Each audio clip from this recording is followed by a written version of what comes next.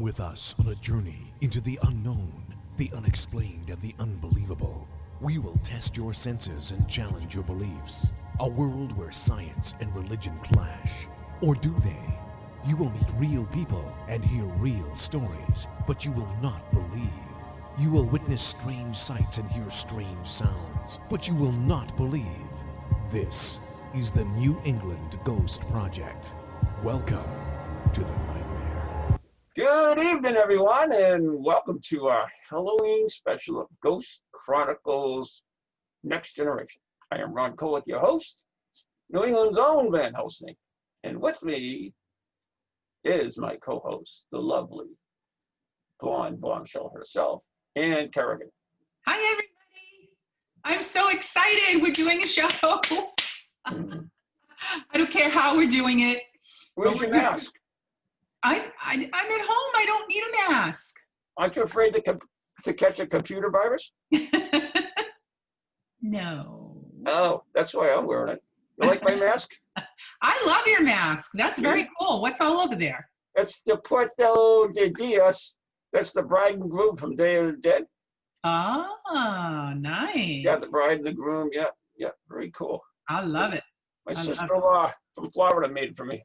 Aw, that's really nice. Yeah, I love it. I have all different kinds of masks now because, it's just another way to express our individuality. And I have Halloween masks. I have a Day of the Dead mask.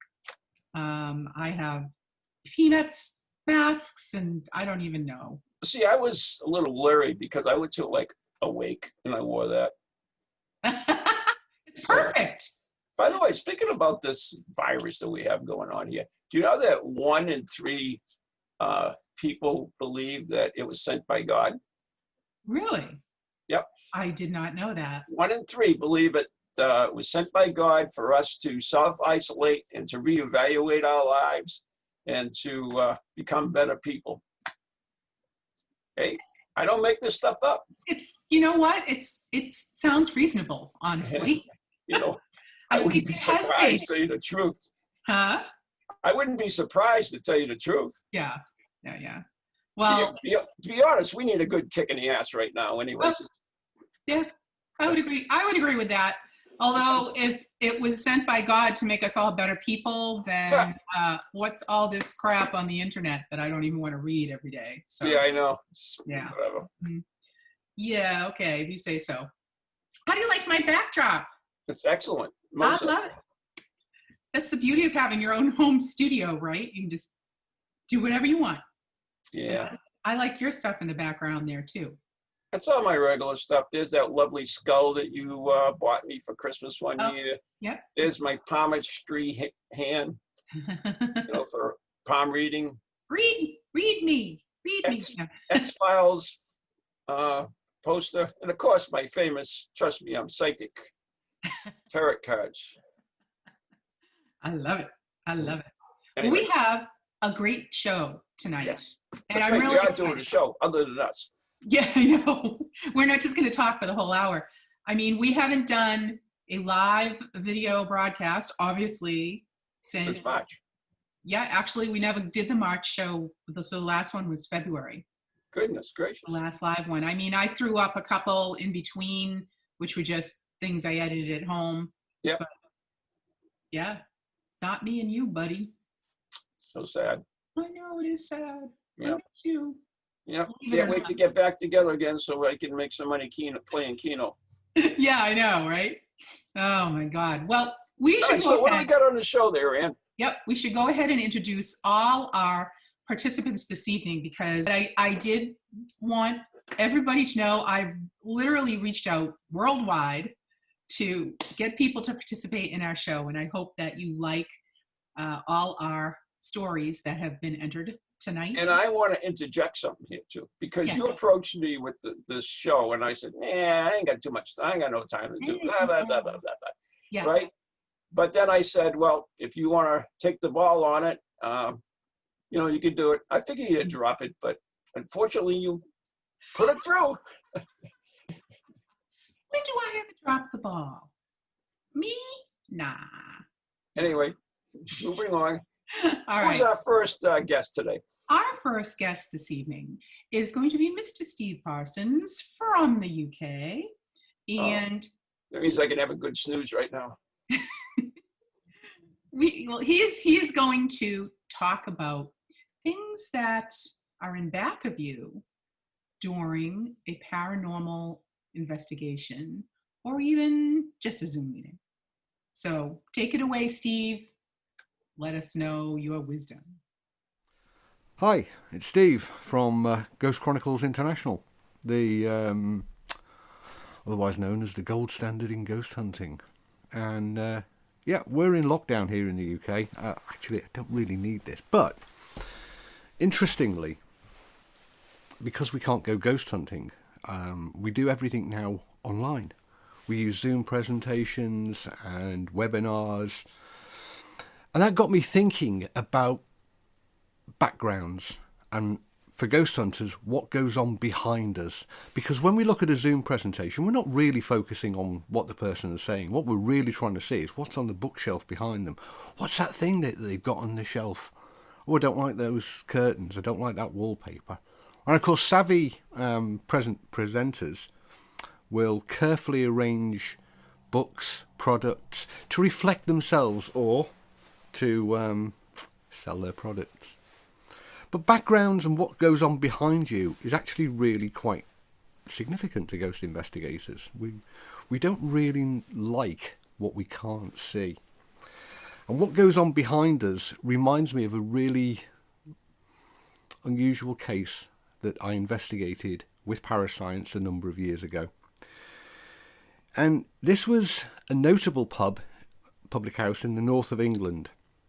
The pub had a reputation for being haunted. It had appeared on several television programmes and radio shows, and we got the opportunity to investigate.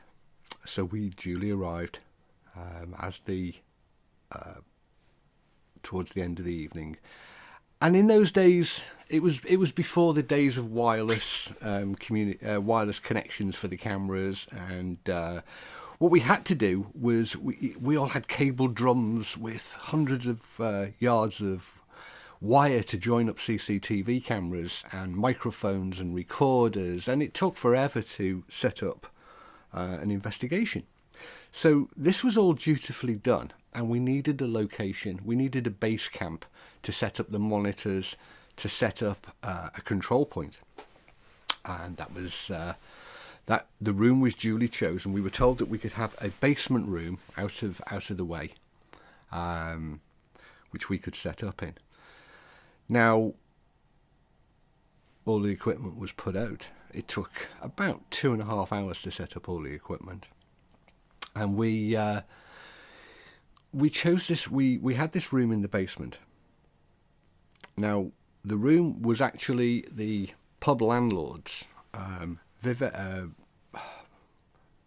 vivarium, where he hosted his collection of, sorry, it's not a DD mug, hosted his collection of exotic pets, including a large collection of tarantula spiders. Now, the room had obviously four walls, three of which were adorned with the vivarium in which the large, his pet collection of very large tarantulas lived. I was somewhat nonplussed. I set up, I had the monitors in front of me, and was talking on the radio to other members of the team as they were setting up in the different points around the house, public house.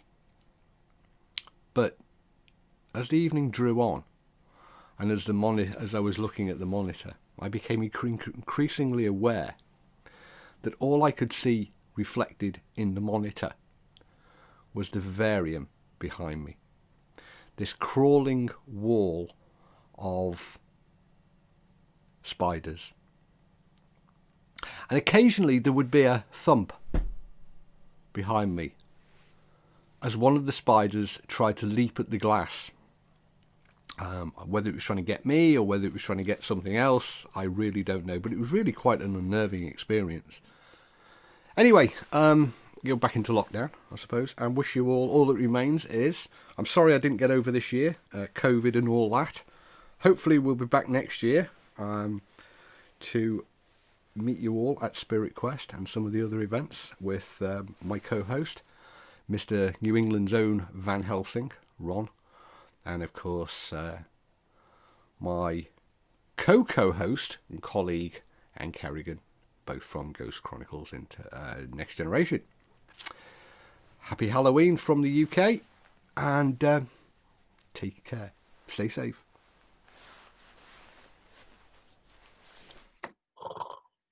Hey, stop that. What? Oh, Steve over? Yes. God, he puts me to sleep. Oh, you're awful. He draws out everything, every sentence. Oh. Damn. He was great. And thank you, Steve, for your contribution to our Halloween show. Yeah, Steve. Thanks a lot. Appreciate that.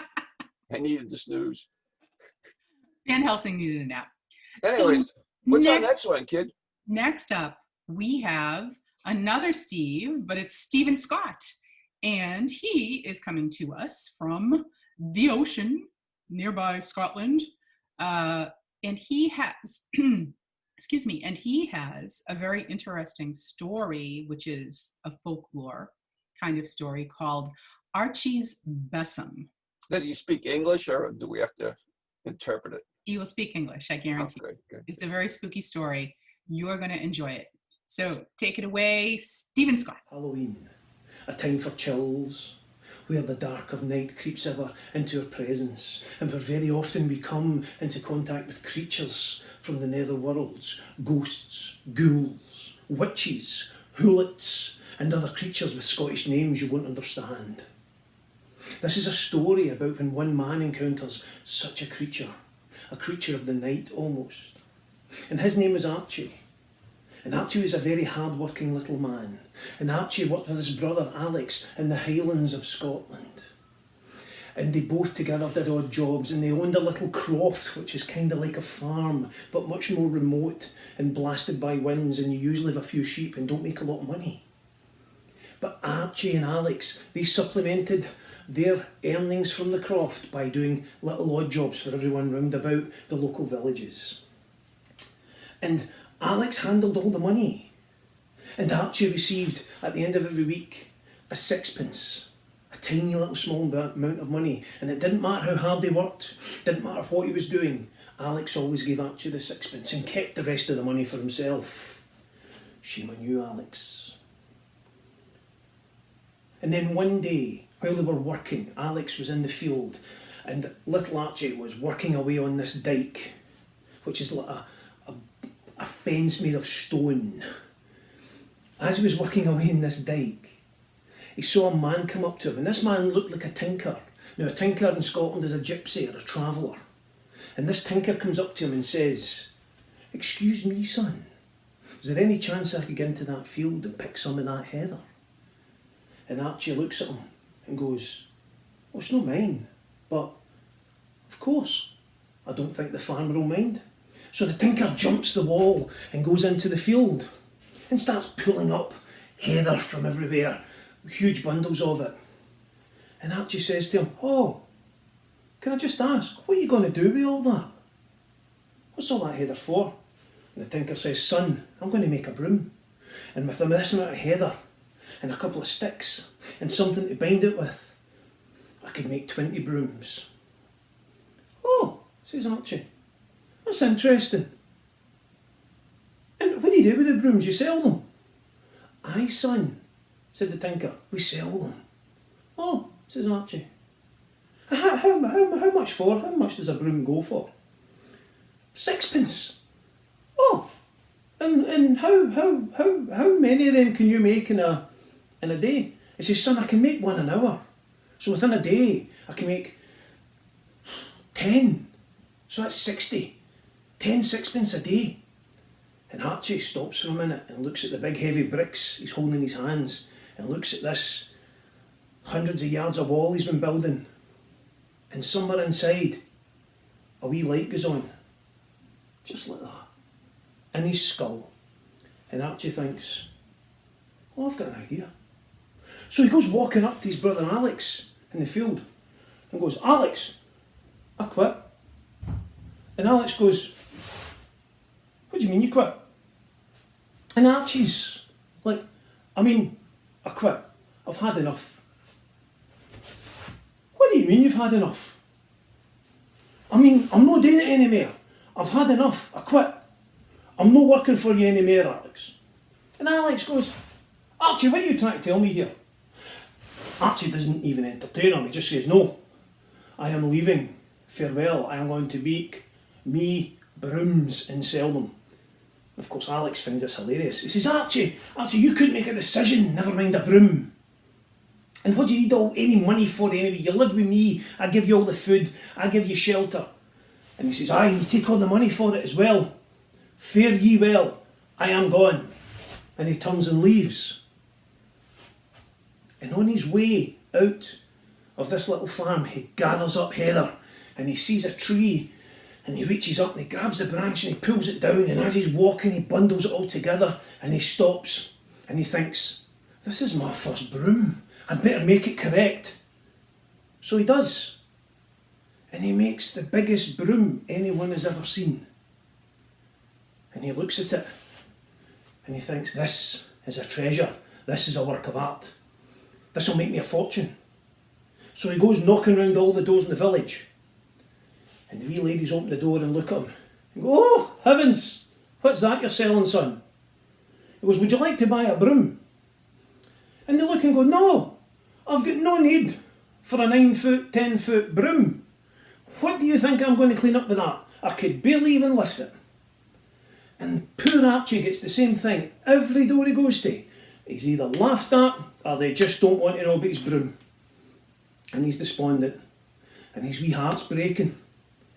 And he goes walking out of the villages. And he thinks, Alex is right, I'm nobody. I'm a nothing.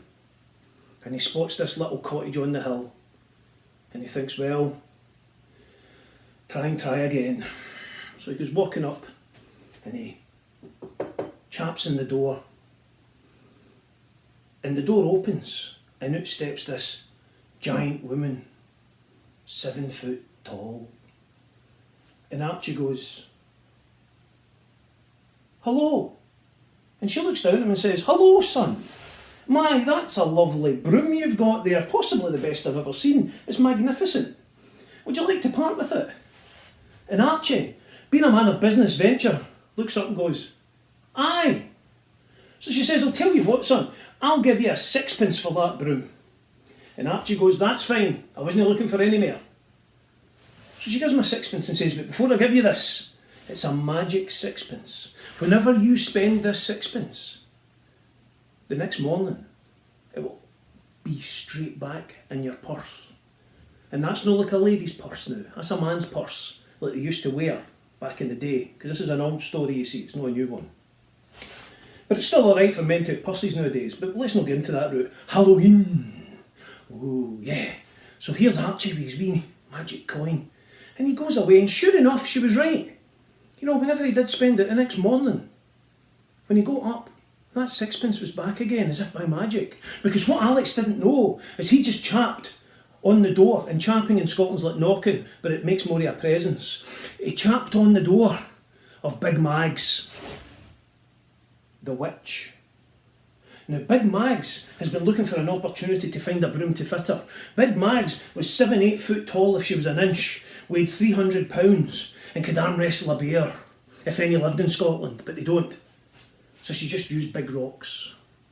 And Big Mags, she'd been waiting for years to go to the wee Halloween party up at the Birch Tree Woods. But she could never get there, because it was too far to walk. And there was all these mogs and bogs and midges and it was all smelly. But now she had a broom, she could fly. So Halloween night comes up and off she goes on her broom through the air. And she lands at the party. And these witches haven't seen her for many, many years. And she'd forgotten how much they hated her. And they're like, oh, here comes Big Mags. We thought that was your bum blotting out the moon. Oh, watch where you land, Mags. There's only 3 feet for your shoes to get in. You know, look at this big lump. What are we going to do with her? I hope we brought enough food for 30. Now big Mags has turned up. And Mags didn't like this, as you wouldn't. Now I should say Mags is short for Maggie or Margaret in Scotland. But we'll continue to call her Big Mags because I don't want to put her nose out just in case. So Mags thinks, aye, it's on. And she starts casting a wee spell. And this spell she reads and enchants and brings forth from her very soul the spirit that she's been looking for years, because she's the strongest witch out there as well as the biggest witch in Scotland. And then all of a sudden the brooms fly out the hands of all the other witches and they start spinning round about the woods. And the force is amazing. Oh, the winds are howling and the brooms are flying higher and it's like the inside of a tornado. Spinning and spinning, and all of a sudden, the brooms just vanish and they're gone. And the witches are looking at each other going, she's just pinched out brooms. And Maggie jumps in her giant broomstick, the one everybody found so funny, the one she only paid 6p for, and she shoots off into the night laughing like a maniac, because she knows deep down in her heart this is the best Halloween gift she could ever have, because all those other witches are going to have to walk home and deal with the midges and the bogs and the smell. And it is said forevermore that the presence of Maggie's spell can be felt. And if you look up into a birch tree, you'll see strange looking branches and little bundles that look like crow's nests or birds' nests. But if you look closely, you'll actually find these are the heathers of brooms. And these are the brooms that were stolen by Maggie that night. So all the witches went home with wet feet and midgie bites, the like no one has ever seen. And that's the story of Archie's Bizzon and Big Mag's Revenge. Bye-bye. Thank you so much, Stephen Scott. I don't think I've ever heard a story about a giant witch and a giant broom before, quite like that. So, very spooky. Thank you. You never hear anything like whatever Steve says. I know. Sometimes it's a little like, huh? He gets going, and I like Steve. He's a lot of fun. He is a nice guy, and his beautiful wife, Bari, just lovely people. Met them at Spirit Quest one year, and we've just been friends ever since. So, very nice. Nice house, too. Oh, I know, right? They live they just practically on the beach. I know it. In Scotland, although I might move there. I'm it's thinking. a little treacherous. I know, they keep putting up house advertisements. So I'm like, well, I'll just move to Scotland. Yeah. Live by the ocean. I can do that. That'd be neat. Anyway. Anyway. So next up. Yeah. No more Steves, right? No more Steves. Oh, that's good. We're fresh out of Steves. That's fine. Fair enough. So our intrepid Paranews reporter, Nathan Mayer, is here with a special story about Phantom of the Opera. Oh.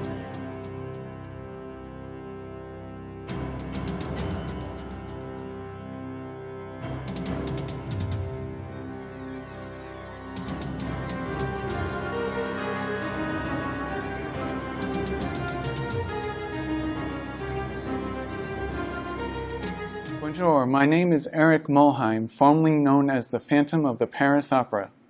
I will be your guide through dramatic screen adaptations of my life through the decades. Certainly, some movies are better than others, so I will note my top 3 picks on this list of 10 that I will be looking at. The first is a silent film made in 1925 by Universal Studios. This version stars Lane Chaney Sr. as myself. For this classic silent film, Universal Studios created a faithful replica of the Paris Opera House as a setting. Due to tensions on the set, there was a switch in directors, and Edward Sedgwick finished the film while changing the direction of the movie. His take on the novel and making it a dark romantic movie with comedy was not popular with audiences. Finally, the film was reworked one last time with Maurice Parver and Louis Weber. They removed most of Sedgwick's contribution and returned to the original focus. This time the movie was a success, with audiences in 1925. The film was reissued in 1929 with sound effects, music, and some reshot dialogue sequences, but none with Chaney. The scene that depicts me playing the organ and Christine, played by Mary Filman, creeping behind myself to snatch my mask off is cited by critics and connoisseurs of film art as one of the most memorable moments in history of film. The makeup was so disfiguring that the camera operator lost focus while shooting the sequence, and theaters were urged to have smelling salts on hand in case ladies in the audience fainted in horror. This film is my first top pick of this list. This movie is appropriate for ages 11 and up. The 1943's Phantom of the Opera features Claude Rains as myself and the singer Susanna Foster as Christine. This film reused the same opera house studio set as the original silent film and features the spectacular scene in which I caused the chandelier to crash down on the heads of the audiences. In this version, however, horror is mostly downplayed in favor of grand operatic spectacle. My animus was caused by the credit for my musical compositions being stolen by the opera's conductor. In this motion picture adaptation, my facial disfigurement is caused by having acid thrown on my face, rather than having been born disfigured, which really occurred. This accidental disfigurement became common and copied in later film versions. The 1943's Phantom of the Opera is appropriate for Phantom fans ages 12 and up. The 1962 version features Herbert Lorre and Heather Sears. This version has me playing the Toccata Vogue in D minor by Johann Sebastian Bach on the organ, which has become a cultural trope indicating tragic horror. The plot is like the 1943 Claude Rains version, with me prodded into activity because of my own masterpiece, an opera about Joan of Arc, was being mounted in the opera house and credited to the opera's conductor. The 1962's tasteful The Phantom of the Opera has distinguished acting, sets, and music, and is appropriate for Phantom fans ages 11 and up. The 1974's Phantom of the Paradise is Brian De Palma's satirical Phantom of the Opera for the 1970s rock scene. It is an outrageous horror rock comedy cult movie and satire of the music business. A freak accident leaves a meek rock composer horribly disfigured. He hides his face beneath an eerie bird-like mask and haunts the Paradise Theater, seeking revenge. This film homages the 1943 film by having the Phantom as a man disfigured by acid. Phantom of the Paradise is appropriate for Phantom fans ages 14 and up. The 1989's The Phantom of the Opera was directed by Dwight H. Little and features Robert Englund and Jill Schoelen. This is a rather sadistic and gory depiction of my life story, though in this respect it resembles more my life than some other romantic versions. There is a Faustian motif throughout, and the film features extracts from Gode's opera Faust, as in my life. This version sees me as a handsome man who sold his soul to the devil in return for being loved for his music. His disfigurement is the devil's way of making sure he is loved for no other reason. An additional innovation is that instead of putting on masks, the Phantom character stitches his disguises with thread and needle into his skin. The 1990s TV miniseries The Phantom of the Opera features Charles Dance and Terry Polo.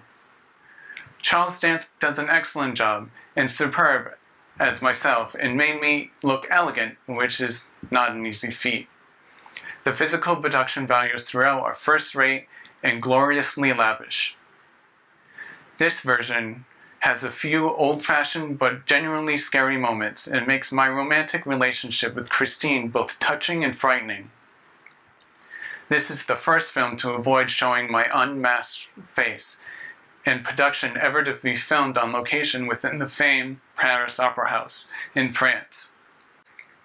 The 1990s television miniseries The Phantom of the Opera is appropriate for Phantom fans ages 16 and up. This 1991 musical video was filmed before a live studio audience. This production, not to be confused with Andrew Lloyd Webber's stage musical, offers a lighter and occasional comedic take on my life and features David Stoller as myself and Elizabeth Walsh as Christine, the musical ingenue who gets caught in a complicated, dangerous relationship with the semi-sinister Phantom.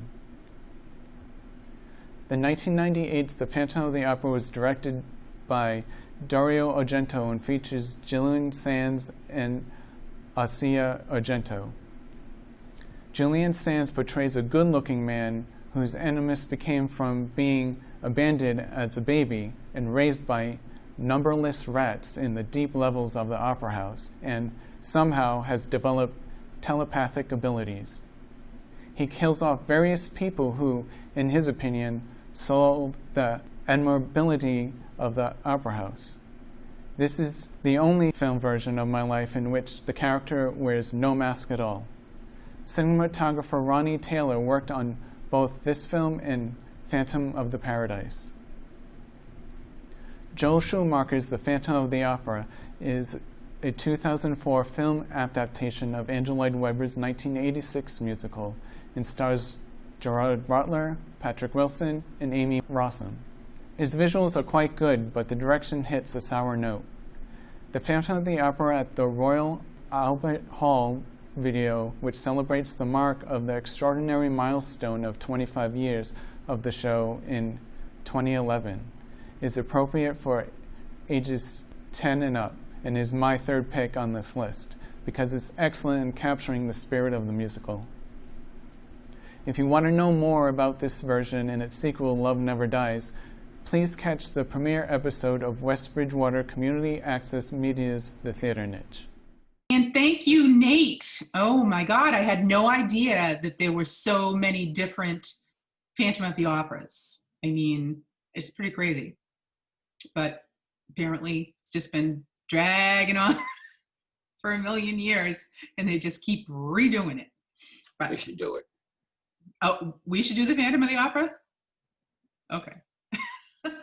We haven't done one of our live specials where we do the radio shows. Remember those? I know. The readings? Those were so much fun. They were really. We don't I have don't them. even think anybody listened to them, but they were fun. They did. Of course they did. We made all the kids in the multimedia club jump in there with us. Those are really cute shows. I enjoyed those, and Sure. I miss.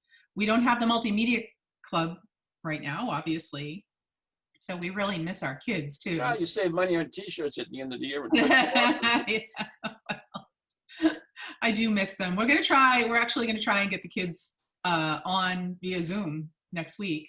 Oh, cool. There's that word again, Zoom. But two of the kids stopped by after school one day, and we're doing a hybrid in East Bridgewater. So they came in and they had their masks on, but they're like, we missed the club.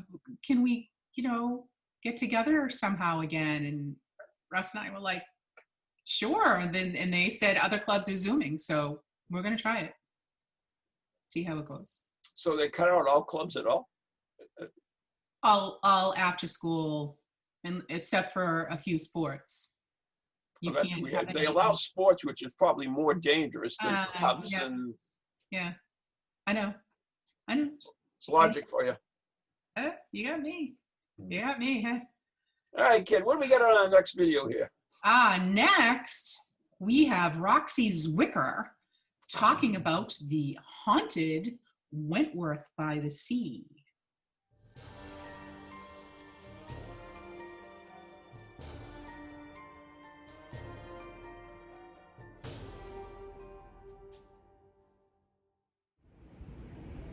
Hello, friends, fans, and fiends.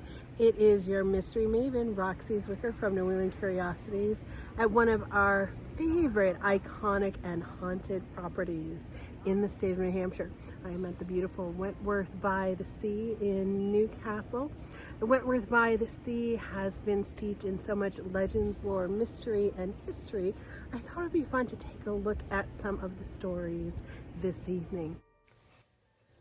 I often wonder, for those that come and visit the Wentworth by the Sea today, if they know the remarkable history of this location and what amazing stories there are here. Not only of the hotel, but the curious people that built it, and certainly the ghost stories that reside within these walls these days. It is a classic Second Empire Victorian style hotel, but there's so much more to it. The building has a presence. When you walk up to it, it's almost as if the building is looking right back at you and wants to tell you so many stories. Now, the Wentworth by the Sea is located on the great island of Newcastle. Newcastle actually used to be part of Portsmouth, New Hampshire, and the hotel stands on a high bluff that overlooks the ocean, and the views are nothing short of incredible. No wonder people have been coming here since the late 1800s to take in the cool ocean breezes and to get back to a time that was much simpler. The Great Island today is a very simple and quiet little village. There are about 900 full-time, year-round residents on the Great Island. There's no gas station. There's not even a corner store. Really, it was the Wentworth by the Sea that was all the hustle and hubbub. And that is due to this man here, Frank Jones. Frank Jones was truly a visionary. He was what you would call a robber baron, someone who made a lot of money at a time when there was no taxes and no business law. He was into politics. He owned a brewery. Everything he touched seemed to turn to gold. And when he first cast his eyes on Wentworth Hall, he realized that this hotel could be destined for bigger, better, and greater things. So he decided to remodel it in a way that was so grand no one had really ever quite seen anything like it before. And in fact, it became the largest wooden structure in all of New England. He hired the finest craftsmen to do the work and brought in as many innovations of the day as he could find to attract people out there to the great island of Newcastle. And people came in droves, particularly from the cities like New York and Boston, so they could sit on the grand porches and overlook the ocean and catch the cool breezes in the summertime. And there were a lot of strange ways that people actually got to the hotel. Of course, horse and carriage, early motor car, motorcycles, blimps. Every sort of contraption made its way to the Wentworth with happy guests riding inside. Now, once they arrived at the hotel, folks were greeted with a sumptuous interior, attention to detail around every corner, delicious meals cooked by fine chefs, and places to rest and recreate while they were visiting. The Wentworth by the Sea was one of those places that was quickly becoming an icon just after even 30 years it was built. It was known for housing the dignitaries who signed the Russo-Japanese Peace Treaty signing at nearby Portsmouth Naval Shipyard in 1905. And lots of fascinating people have stayed there over the years. One of my personal favorites has to be Annie Oakley. She was actually at the Wentworth by the Sea for 2 summers, and she was there to teach the women how to be sharpshooters. She felt it was just as important for a woman to know how to shoot a gun as it was for her to hold a baby. So the ladies would lunch, and then after lunch, go out and start shooting at target practice. Even some of the owners of the Wentworth by the Sea over the years liked to have fun. And they'd have regular costume parties. Now, this didn't just have to be for Halloween, but really any time. And if you didn't have a costume, well, certainly there was no worries there because they had an entire room full of costumes at the Wentworth by the Sea. You could be a spooky clown. You could be someone who was in a mariachi band, whatever it was that you desired, and then you would go walk about the hotel. Can you imagine meeting one of these characters at 3 a.m. walking down the halls of the Wentworth by the Sea? The Wentworth also became the perfect place for weddings, gatherings, parties, and there were a lot of things to do on the property, from the ship-shaped theater to the golf courses, the tennis courses. There was something for everyone. The Kennedys were at the Wentworth in the 1960s. Prince Charles was at the Wentworth by the Sea in the 1960s. Richard Nixon was even there. However, by the early 1980s, the Wentworth had fallen on hard times. Due to foreign ownerships and bad business deals, a 3-day auction was assembled to sell off all of the assets of the Wentworth by the Sea. Room by room, lot by lot, the rooms were emptied out. All of the fixtures were carried out. People came from far and wide just to get a piece of the Wentworth by the Sea. And at the end of the last day, when the last article left the Wentworth, it became abandoned. Wind, weather, vandalism took its toll on that old girl, and it was really uncertain as to whether or not it was even going to be around, because they started tearing down sections of the hotel, and all of the history that was once so grand was now being converted into condos, and it really became a rather spooky place. I've spoken to a lot of people who told me that they used to break in and sneak inside to see what was left. Now, this spooky facade was the perfect place for Hollywood to come calling, looking for a horror movie set. They brought in Robert Downey Jr., Annette Bening, and Aidan Quinn. And in 1999, a horror film was released called In Dreams. A lot of Annette's freaky dream sequences were filmed at the Wentworth. The Wentworth in the film was also called the Carlton. You can still check out that film, and it's worthy of seeing. Efforts were put forth pretty strongly after the film to help preserve the hotel. It was a grassroots effort to do what they could to save it from the wrecking ball. However, despite all efforts, all of those years of abandonment had really taken its toll on the old hotel. And it wasn't certain if anything at all could be saved for the rebuilding that was coming. Ocean Properties and the Marriott Corporation invested in the property, and they were going to rebuild the Wentworth from the ground up. However, they were going to stick to the original style of the hotel. Now, certainly it was a sad thing to see the old hotel go. However, they did save parts of the hotel to be built into the new property.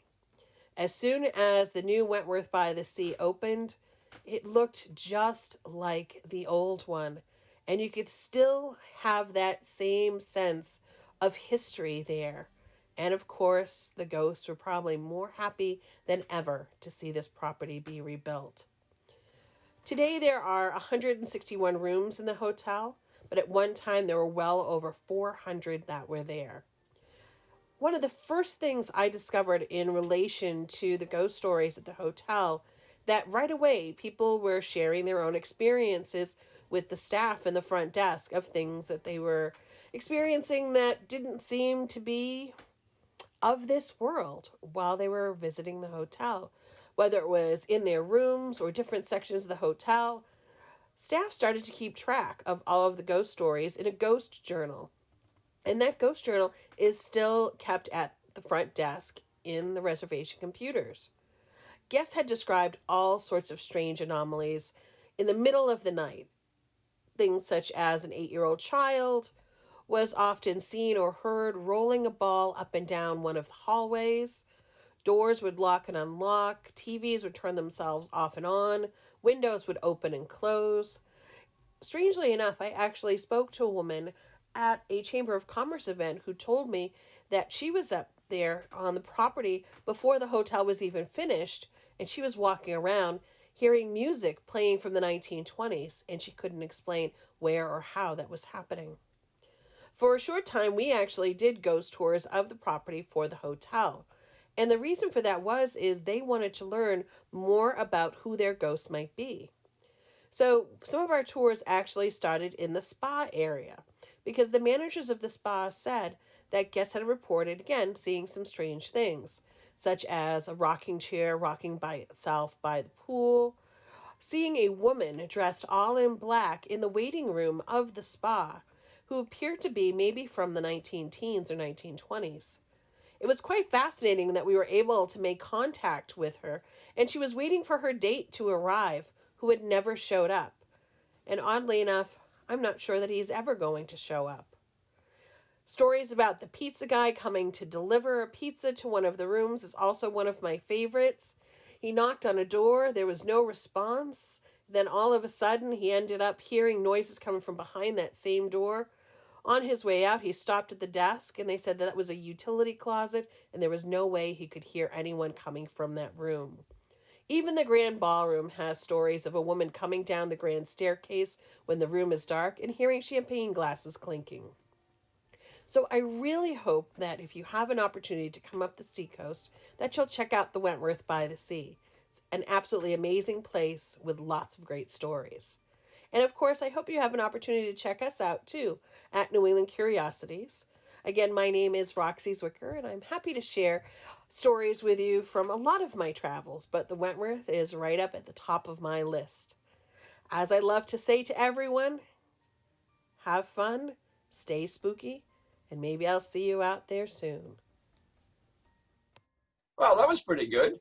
And you know, I've been to the haunted Wentworth. Really? I've never been there. Yeah, I've been there a few times. It's interesting. I was with the manager there, and we were going around. I forget what we were looking at for something, maybe doing an event there or something. I don't know what it was, but we got in the elevator, and when I was in the elevator, and I says, "Do you smell smoke?" And the elevator door opened, and it came out really strong. I said, "You know, I really smell smoke. Was there ever a fire here?" And they said, "Oh yeah, the servants' quarters burnt down. You know, not the servants' quarters, but the dormitory where they all stayed. Right. It had burnt down. So nobody else could smell the smoke, by the way, but me." Oh, that's weird. Yeah, really weird. Wow. Yeah, that was kind of a cool place, though. I like that place. That's cool. And I mean, especially, so I'm assuming you were at the new Wentworth, not the one that they ripped down. Although I think they kept pieces of it, right? Yeah. Yeah. That's what Roxy said. Yeah, they met there for the treaty during was it First World War or Second World War? I forget. Whatever. Mm-hmm. Anyway, so that was interesting. What do we got coming up on our next one, Ann? So our last and final exciting video comes from Leslie Martin, Ooh. my good friend up in New Hampshire. And she has done a really fascinating little mini documentary about the Laconia Regional Facility, which used to be, well, it's been a number of things, but it's also her husband Mike used to work there. It was a jail. But it is really interesting, and I wish that we could get in there and do an investigation, because it sounds like it would rock. Yeah. So Leslie, please take it away. Sitting on the scenic hill in Laconia is what remains of a now-closed New Hampshire Department of Corrections prison. The Lakes Region facility did not just house inmates, but also the ghosts of former residents who remain there today. It wasn't a huge experience, but it's something I didn't forget. There was a little girl. I don't know. She was standing there, and I don't know. 1 second she was there, 1 second she was gone. But I don't know if she was crying or just standing there watching. Anyways, that was my one experience at LRF that I won't forget, nor did I write an incident report on. Well, you want to know about the experience I had at LRF? It was in the Murphy building on the top floor. In the summertime, you know, it would get real hot there. And, you know, like 85, 90 degrees on that third floor. I remember doing rounds and checking each room. And walking down the hall on several occasions, I would run into a very cold spot. So cold that I could see my breath. So that's my experience there. experience there with you was in the basement of the Quimby building, which is now, or were then, I'm sorry, used to, where the chow halls were upstairs. So there was 2 chow halls, and down below was the basement.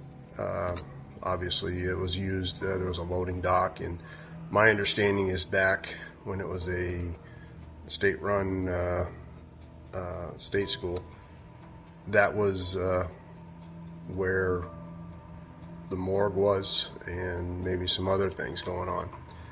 I was down there one night checking, making rounds, have to go in and make sure everything's good, and I entered into the lower basement area, which it just had a weird feeling. I don't know what it was. It just something kind of pushed at me, meaning it didn't want me there. And I felt it right off the bat. And as we're talking about it, I'm getting goosebumps talking about it. It was kind of weird. I felt like I was being watched. And every time I turned around, I felt like something was looking at me.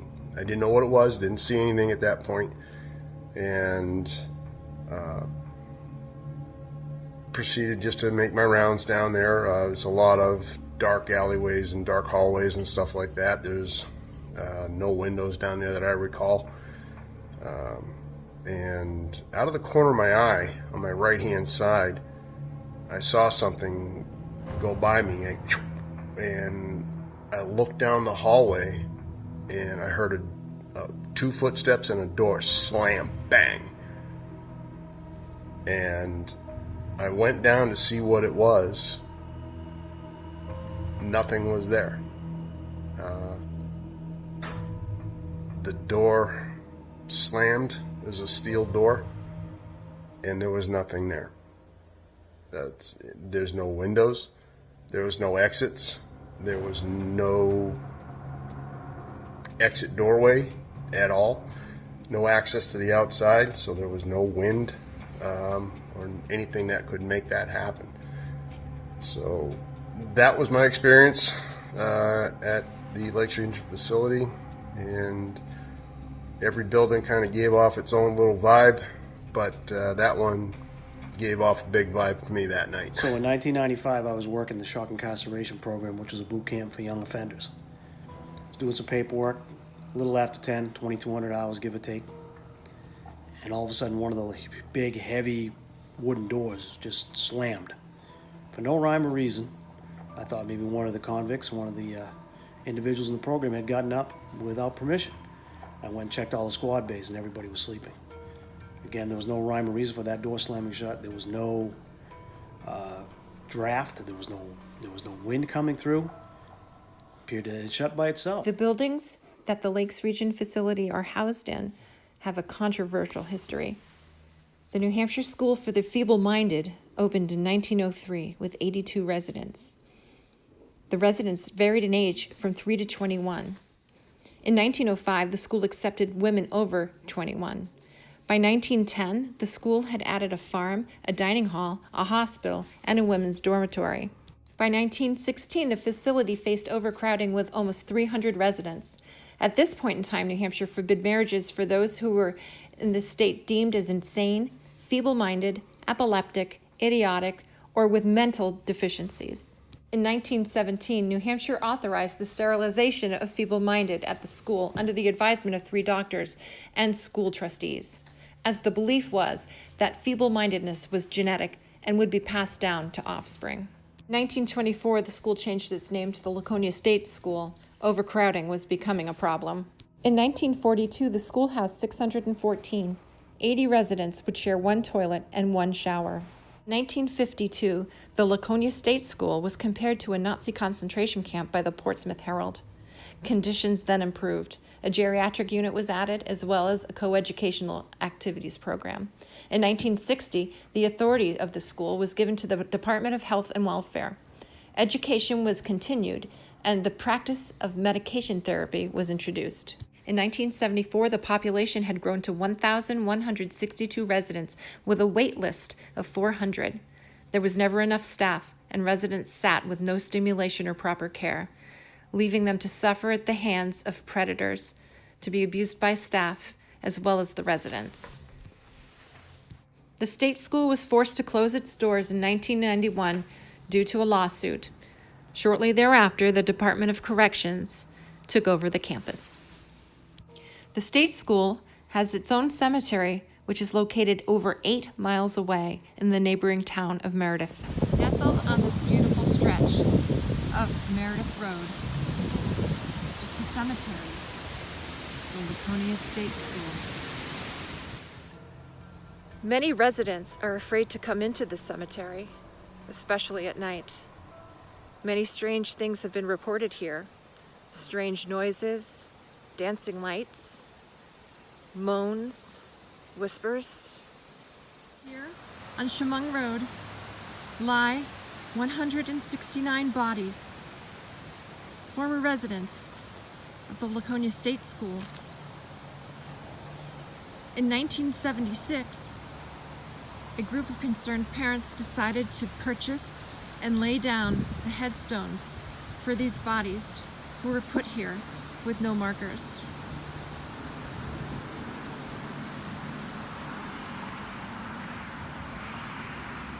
The question remains, 169 bodies, where are the rest of them? Which brings us back to the campus of the Lakes Region facility.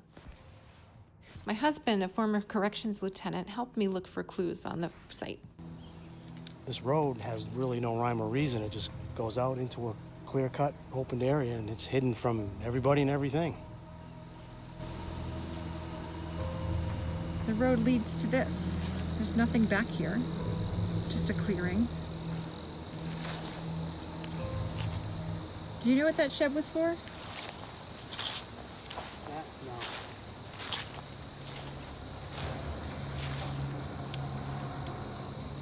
Could some of the residents who once lived here be placed back here? As we're approaching the spot, I'm getting ailments. Heart ailments, respiratory ailments, dental ailments.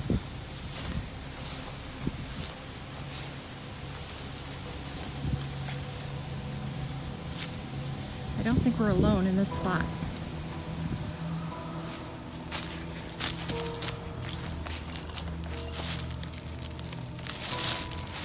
We've stumbled across some stones that look like grave markers here in the woods behind the Lakes Region facility. They seem to be stacked together.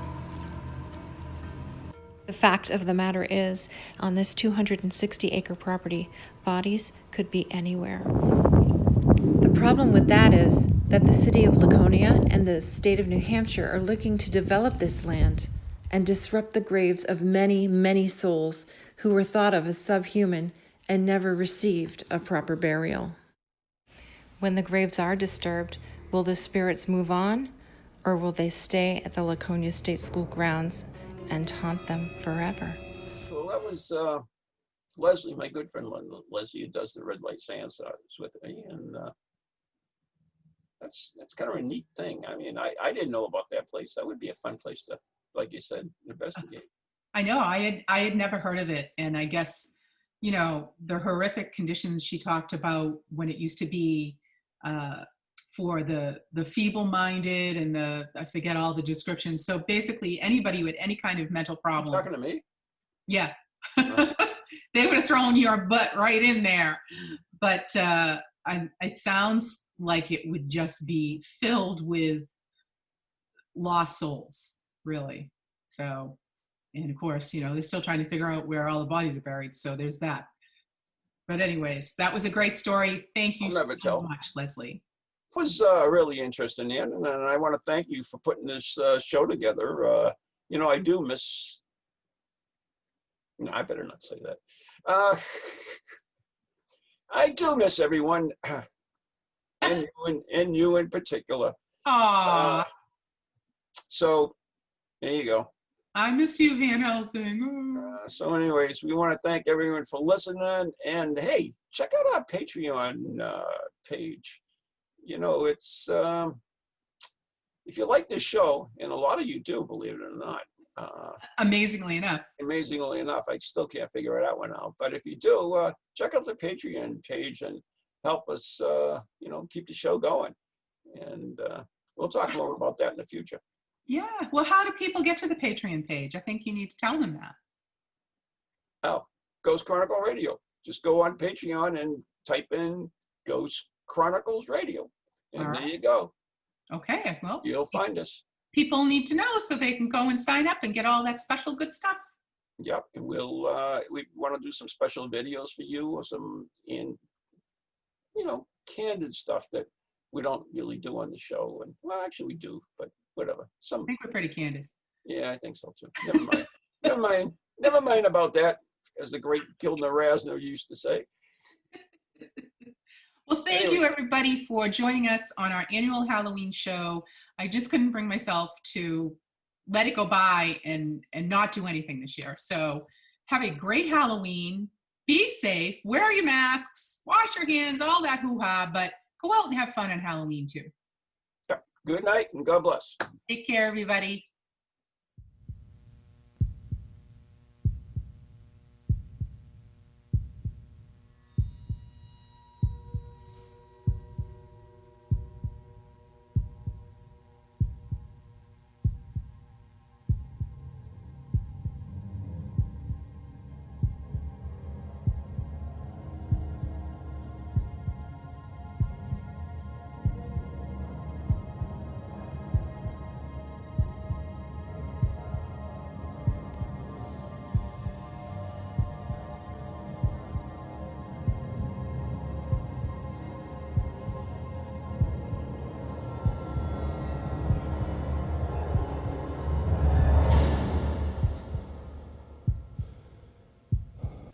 From ghoulies to ghosties, long-leggedy beasties, and things that go bump in the night.